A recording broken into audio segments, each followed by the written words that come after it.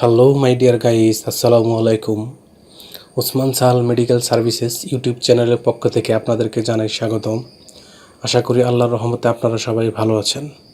বন্ধুগণ, আজকের ভিডিওতে আমি আপনাদের সাথে বাচ্চাদের বা প্রাপ্তবয়স্কদের বুকে সর্দি বা কফ জমা, কফযুক্ত কাশি, শুষ্ক বা শুকনো কাশি, অ্যালার্জি বা চুলকানি ইত্যাদি সমস্যার সমাধানে অত্যন্ত কার্যকর একটি মেডিসিন এবং মেডিসিনটির নাম, দাম, গ্রুপ বা জেনারিক নাম, প্রস্তুতকারক কোম্পানির নাম, খাওয়ার নিয়ম এবং এর সাইড এফেক্টস বা পার্শ্ব প্রতিক্রিয়া সম্পর্কে আলোচনা করব।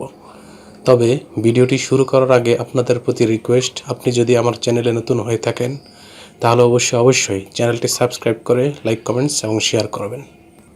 বন্ধুগণ, বাচ্চাদের বা প্রাপ্তবয়স্কদের সর্দি বা বুকে কফ জমে থাকা, কফযুক্ত কাশি, শুষ্ক কাশি বা শুকনো কাশি, অ্যালার্জি, চুলকানি ইত্যাদি সমস্যার সমাধানে বিশেষজ্ঞ ডাক্তারগণ যে ঔষধ বা মেডিসিনটির কথা বলে থাকেন তার নাম হলো এমব্রক্স সিরাপ বা এমব্রক্স পেডিয়াট্রিক ড্রপস বা শিশুদের ড্রপ। এটির গ্রুপ বা জেনারিক নাম হলো অ্যামব্রক্সল হাইড্রোক্লোরাইড। এটির উৎপাদনকারী প্রতিষ্ঠানের নাম হচ্ছে স্কয়ার ফার্মাসিউটিক্যালস লিমিটেড। এমব্রক্স সিরাপ এর দাম 50 টাকা এবং এমব্রক্স পেডিয়াট্রিক ড্রপস বা শিশুদের ড্রপের দাম 35 টাকা।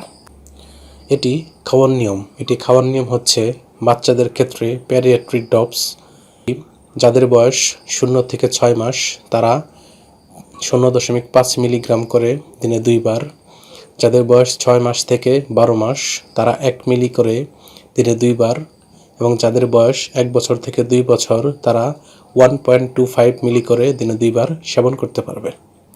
অন্যদিকে যাদের বয়স 2 থেকে 5 বছর তারা সিরাপ সেবন করবে এবং 2.5 ml করে বা হাফ চা চামচ করে দিনে 2 থেকে 3 বার। যাদের বয়স 5 থেকে 10 বছর তারা 5 মিলি করে বা 1 চা চামচ করে দিনে 2 থেকে 3 বার এবং যাদের বয়স 10 বছর বা তার ঊর্ধ্বে বা প্রাপ্তবয়স্ক তারা প্রতিদিন 10 মিলিগ্রাম করে বা 2 চা চামচ করে দিনে 3 বার সেবন করতে পারবে। এই সিরাপটি বা ড্রপসটি সেবনের পর সামান্য কিছু সাইড এফেক্টস বা পার্শ্ব প্রতিক্রিয়া দেখা দিতে পারে, যেমন পাকস্থলীর প্রদাহ ও ভার ভাব দেখা দিতে পারে এবং কদাচিৎ অ্যালার্জি, চুলকানি বা ইডেমা দেখা দিতে পারে।